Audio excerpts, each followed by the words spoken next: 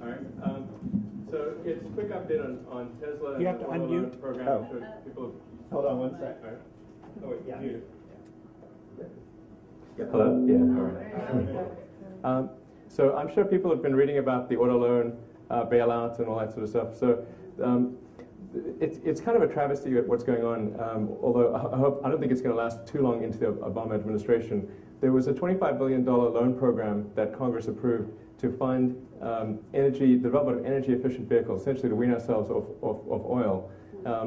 And ironically, the big three then came to Washington and said, no, give us that money for our day-to-day operations building gas guzzlers, which is obviously sort of a version of the intent. Unfortunately, with the job situation being the way it is, Congress has acceded to that demand and is, my understanding, currently giving 15 of the 25 billion to the big three to fund their day-to-day operations, which I believe gets them to about February. I'm not kidding. It's not even an exaggeration. Although the Speaker, Speaker Pelosi, has also said that as soon as the new administration comes in, they're going to replenish that fund. So I think it'll be okay. But certainly, if you have the opportunity to express to anyone in DC or in the press the importance of developing clean energy vehicles, please take the opportunity to do so. And in the case of Tesla, Tesla actually is not applying for any bailout funds, although some of the press have mistaken that. What Tesla's done is applied for funding to develop lower-cost mass-market vehicles, and it's essentially the exact intent of the legislation. And so hopefully there's still some money left over to actually do that after the big three have taken what they will take.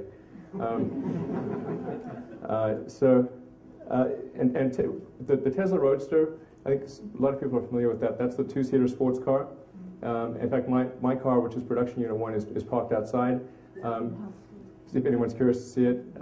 There's also a Tesla Sales and Service Center on Santa Monica Boulevard, so if you want to pop in and take a look at the car at that time, you're also welcome to do so. We're about to deliver our 100th production Tesla next week, and that's, interestingly enough, our 100th customer is Sam Perry. If anybody watched when Obama won and Oprah was crying on some guy's shoulder,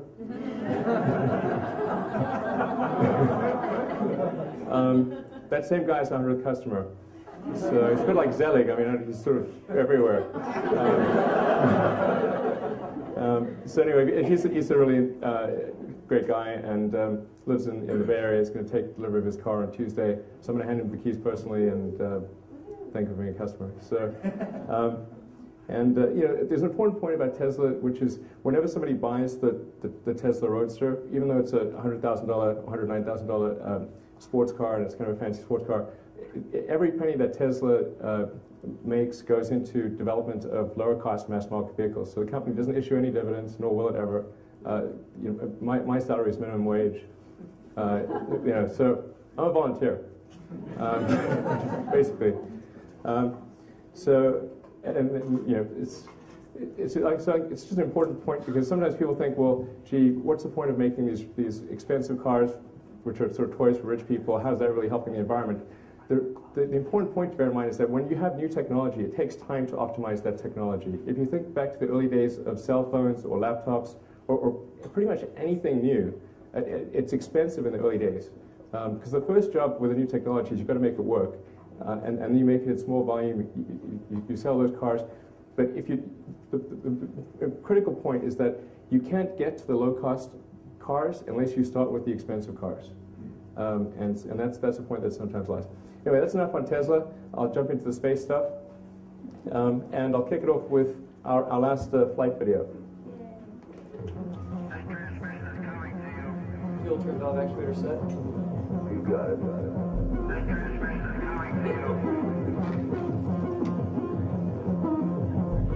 First stage sequence. Deck 1 triggered. Water boost system, it's on.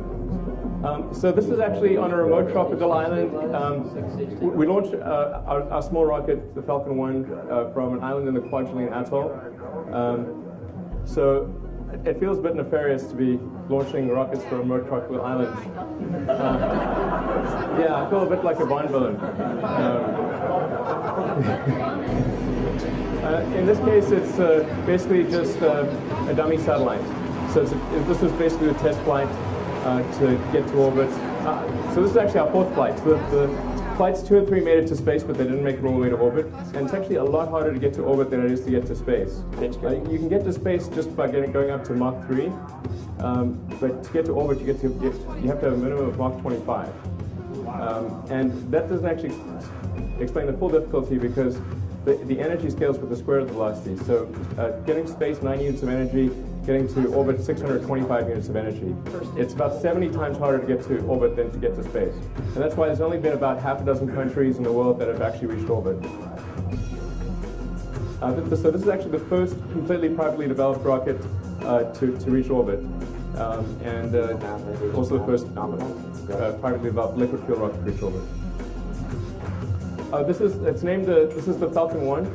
It's named Falcon after the Millennium Falcon from Star Wars. Looks nothing like it, but...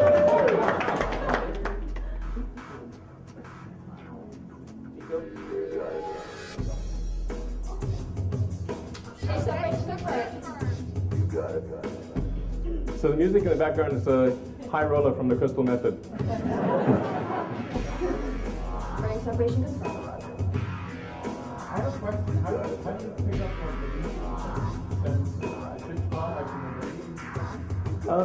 actually, with rockets, the only semi-reusable rocket in the world right now is the space shuttle. And I say semi-reusable because the main tank is actually thrown away every time.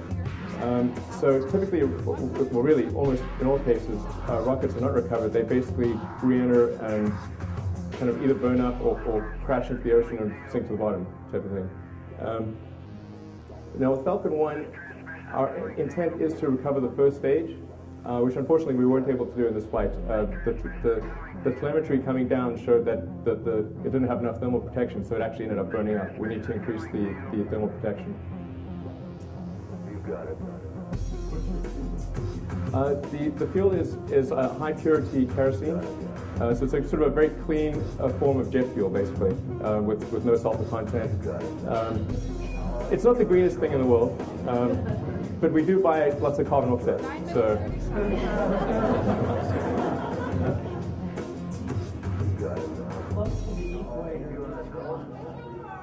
It's 9 degrees north latitude. Yeah. You're making use of the turning of the Earth to help? Yeah, exactly. We're making use of the Earth's rotation to help with the insertion velocity.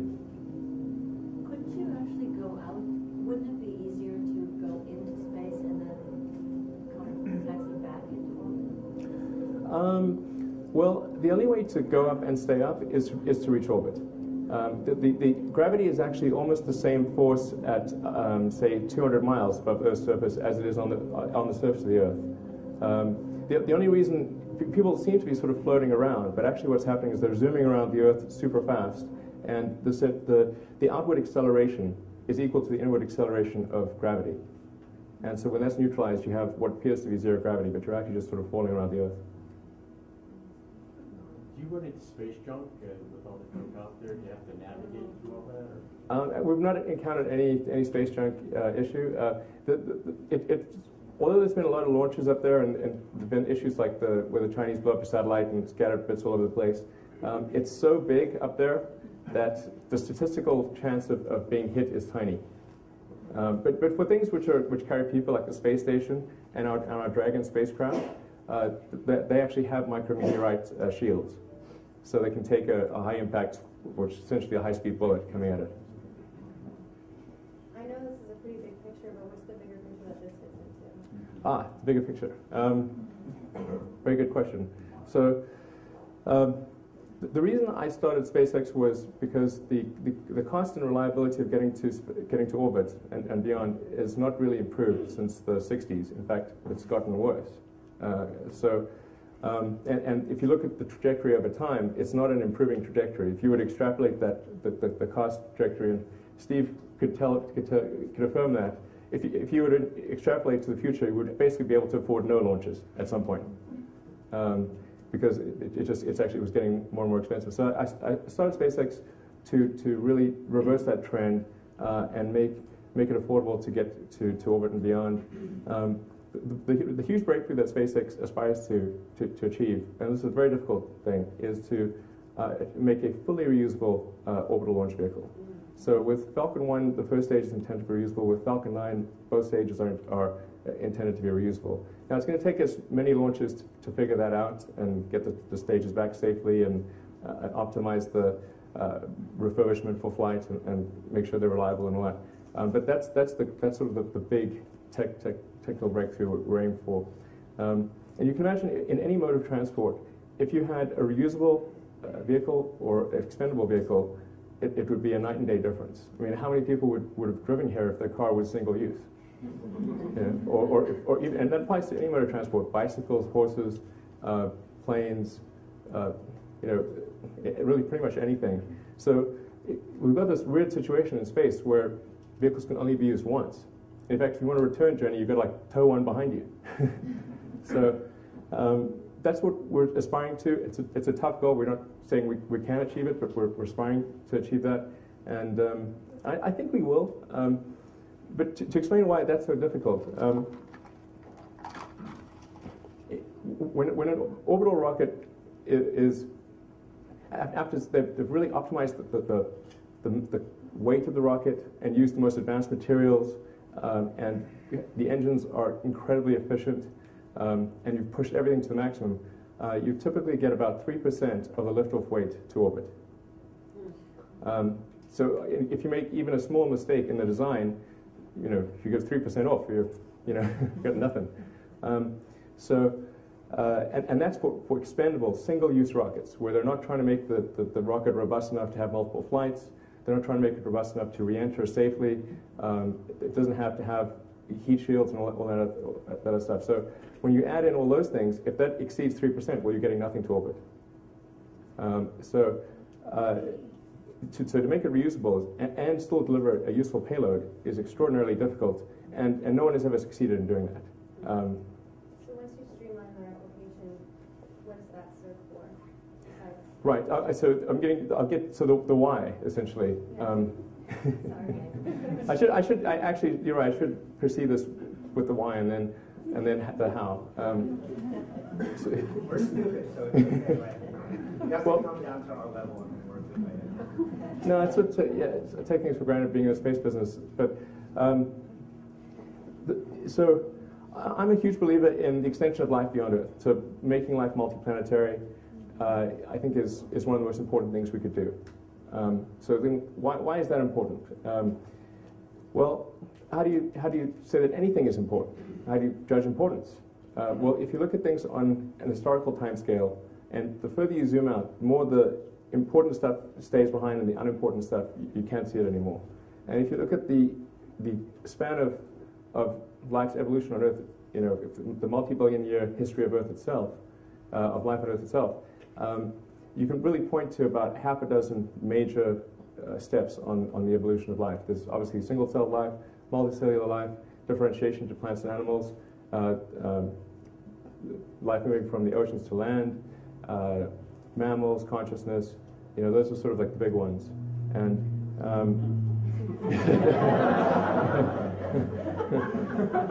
that's why we're here talking. On that scale also would fit, I think, the extension of life to multiple planets, so life becoming multiplanetary. It would be at least as important, if not more important, than life going from the oceans to land. At least oceans to land, you could jump back in the ocean if you got uncomfortable.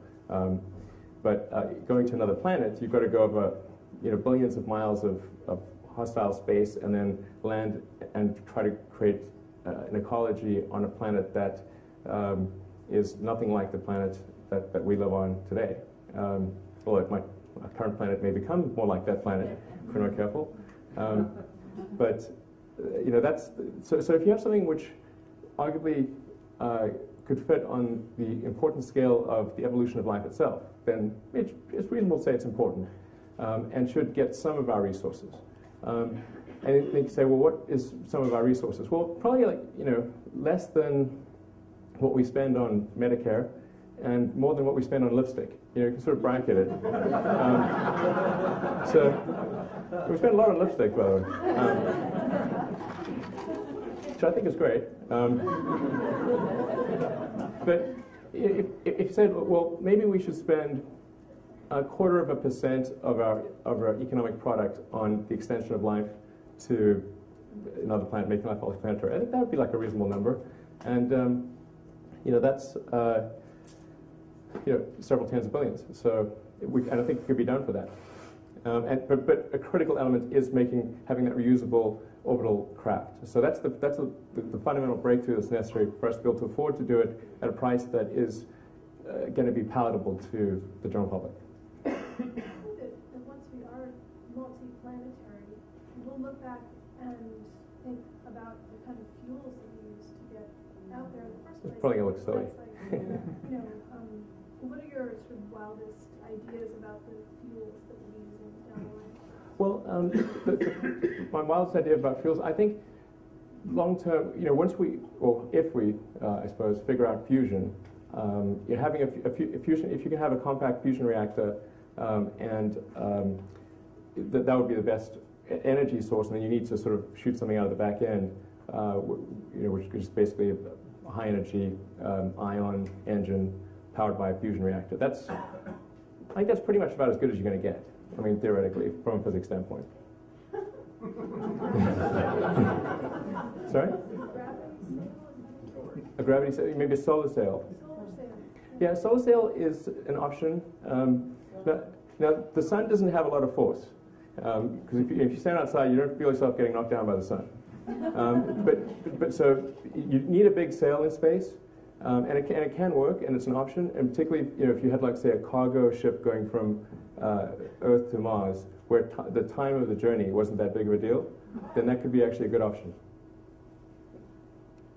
Can you talk about the camera? Yeah, it's pretty simple. I mean, I feel. Hold off on all the film questions to Okay. do the combined Q&A, because I think that's what we should do. If you want to ask in general, questions about the company or about space travel or whatever, let's get those out of the way, and then we'll do his presentation and then Steve's, and then we can get them both on and talk about filming in space and that topic. Absolutely, and let me jump to some new additional videos that I've got.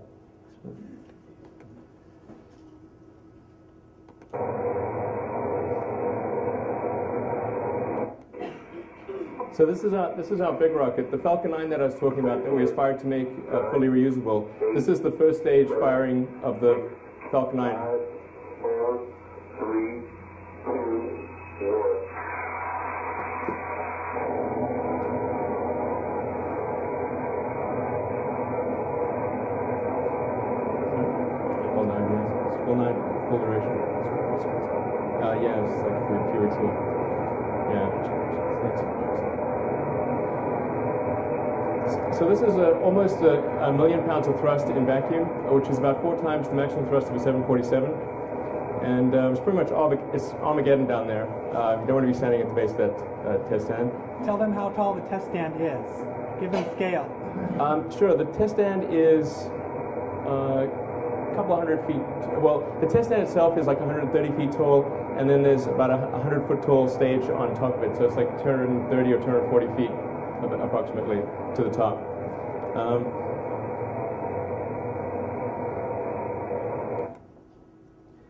And now I'll jump into. So this is like intended for Congress. That's why it's got this music.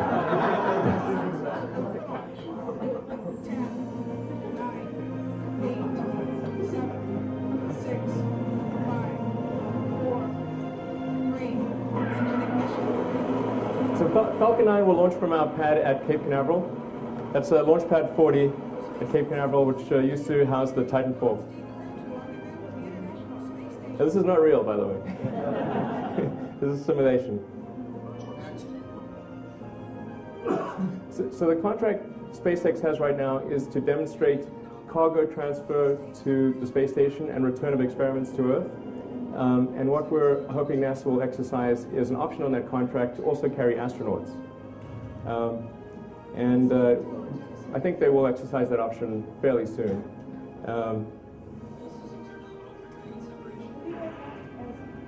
When you talk about payload, what can you load on your machine now? Can you do one body, two bodies with what you have designed right now? You mean people or? Yeah, but I mean, I know you're shooting people up, but I'm just wondering in your science or whatever, how much weight you're able to ship up there right now. Well, Falcon 9 can carry about roughly 11 to 12 tons to orbit. And then in our Dragon spacecraft, we can carry 7 people. So it's the same number of people as the space shuttle carries. But of course, we don't have the giant cargo bay. So,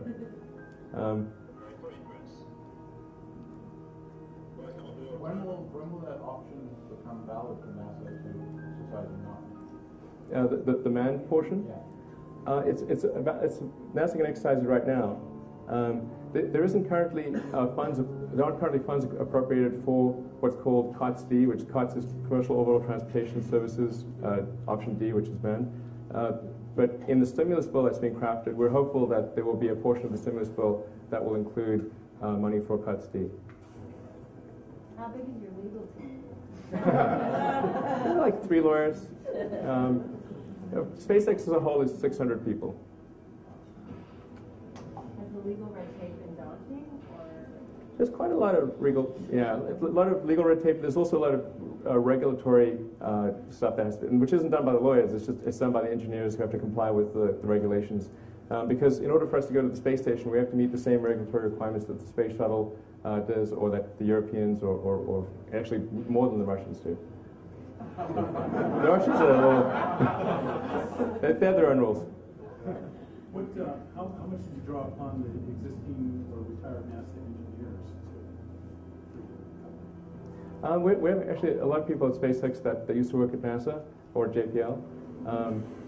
So I'm not sure the exact percentage, but it's maybe 5 to 10% of our engineers. We also hire a lot of people straight out of school and from the big aerospace companies and from companies that are not in the space arena.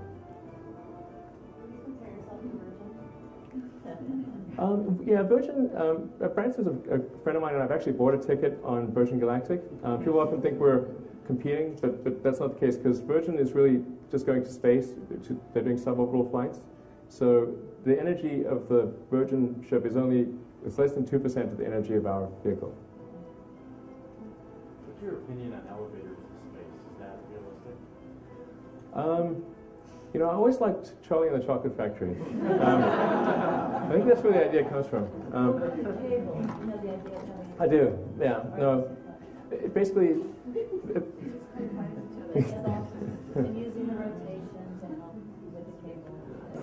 Yeah, so the space elevator, the idea is you have this really long cable. By really long, I mean it's sort of like anywhere from 40 to 60,000 miles long. And it's sort of, with the ends way out in space and the base is on the Earth. And you can imagine, like, the Earth is this ball rotating and you've got this, like, cable trailing, out, and it's sort of, there are a lot of issues with the space elevator.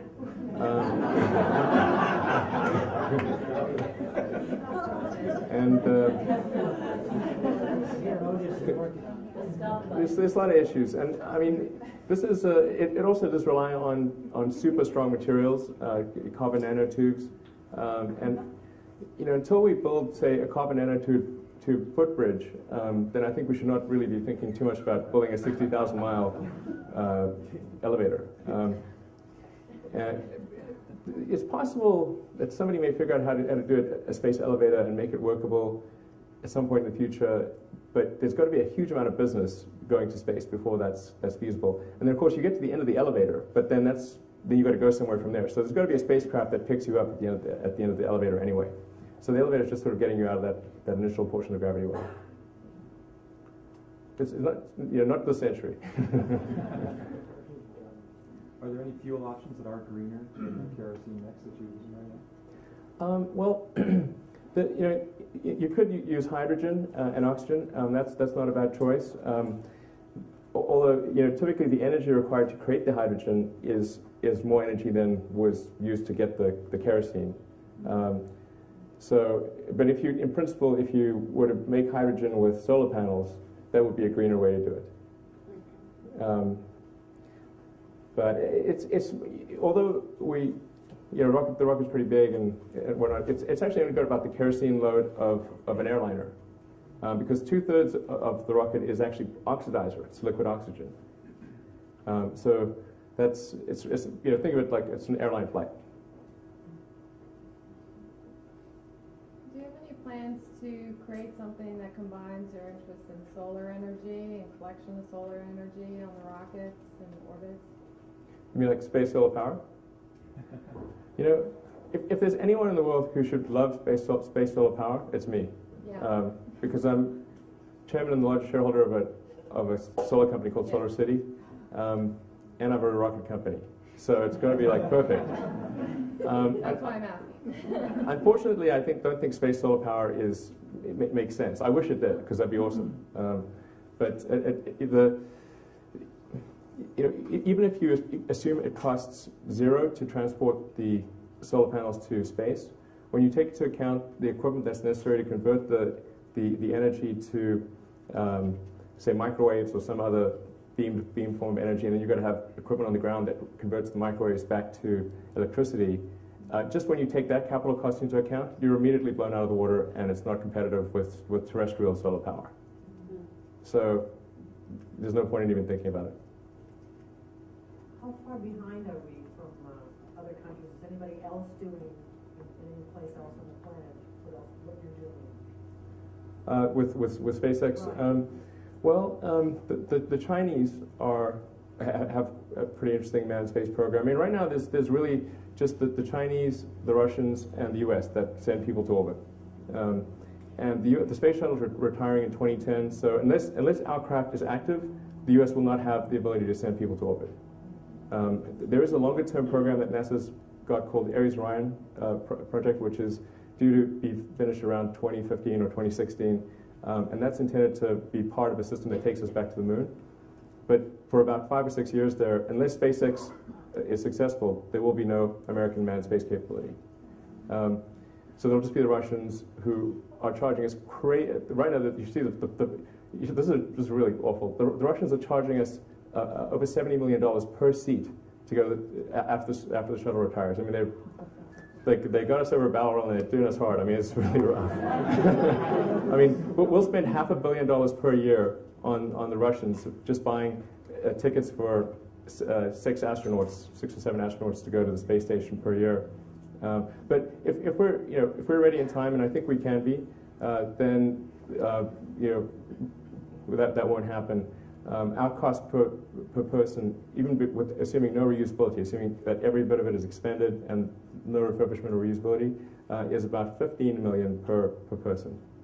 And it's U.S. and the jobs are here and all that sort of stuff. So I think it's kind of a no-brainer.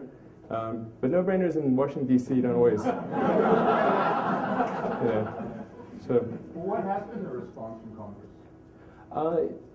Generally enthusiastic, but there's. Yeah, I mean, I don't know. People in Hollywood have an amazing way of saying no money. There's like so many different words, but really, they haven't given you any money. Well, we've been given money for the cargo portion, but not for the manned portion, But I'm hopeful, like I said, that the stimulus bill will actually include the funds for the manned spaceflight activity. If it's not in the stimulus bill, I think it's quite likely that it'll be in the financial year FY10 bill, which will get approved around the February or March timeframe. So the government financial year starts in October. So I'm optimistic it's going to happen. It's just a question of what time scale. And for every year that we're dependent on the Russians, we have to send them $500 million. So, and the amount that we're asking for to get this done is $300 million. So, I don't know, it seems kind of ludicrous. But anyway, that's DC. Yeah. So you've never had a mission go up, is what you're saying? You have had missions go up? We've done our Falcon 1, which is our small rocket. Right. We'll be doing our first launch of our big rocket with our Dragon spacecraft next year, and there'll be 2 flights next year. One's a demonstration flight, and one's a NASA flight, and then there are 2 more NASA flights after that. And then there's people in those, or no? No, because we've not had the crew portion of our contract has not been turned on. Okay, so you're saying you're hoping to get the 300 million to be able to... Yeah, to basically add the incremental crew capability. And most of that money is for demonstrating the system reliability. Once you have the technology figured out, what prevents you from having, I don't know, 10 launches? Well, 10 launches a day would be super fast for orbital rockets. Well, but just using economies of scale. We do need to get to the point where we can do 10 launches a day. And one of the design goals for Falcon 9 is that it can go from in the hangar to in the air in under 60 minutes, which would be super, super fast for a rocket, particularly a big rocket. Now, it's going to take several flights before we get there, but as long as we lay the foundation, making sure that the design is capable of that, then we can at least have the possibility of getting to a flight an hour or so in the future. Is your cargo telecommunications satellites or delivery to the space station? Well, for NASA, our current NASA missions are just for delivery of cargo to the space station and return of experiments to Earth. For Falcon 9, so there's a Falcon 9 booster and then there's a Dragon spacecraft. Dragon spacecraft goes to the space station. A Falcon 9 booster carries satellites. It'll do Earth observation satellites, and it'll do communication satellites, broadcast satellites, that kind of thing. So we're launching a UK broadcast satellite towards the end of next year, a geostationary satellite. So that really goes pretty far out there, 22,000 miles altitude. Are there sort of developing issues about who controls and manages satellites and sort of the international implications of that and our military? Yeah, so there's a few questions bound up there. Like who controls the satellites? The satellites generally are, if a satellite is broadcasting, then that broadcast spectrum is controlled by the International Telecommunications Union. So that's kind of a UN body, I think. Yeah, you have to get permission from the ITU to get broadcast, to get bandwidth. To just go up there, all you need is permission from your national government. And in the US, if it's a commercial or non-government mission, the FAA governs it. If it's a military mission, the military does whatever they want. And then if it's NASA, NASA does whatever they want. So who regulates all that globally? There really isn't a global, the only global regulatory authority is the International Telecommunications Union, and that just governs spectrum.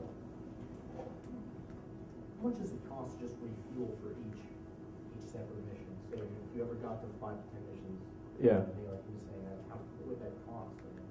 Well, that's a good question, because that sets the minimum cost of a mission. Because if you had perfect refurbishment and had no operations cost, the fuel and oxidizer cost is really super low.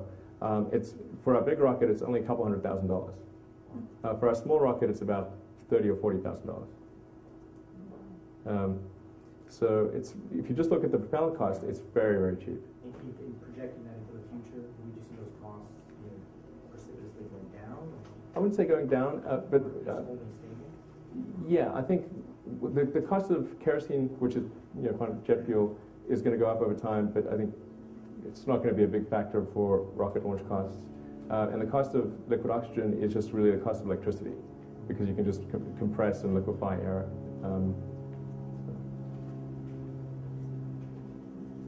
All right, well, really good? Yeah. I think that's it. So thank you very much.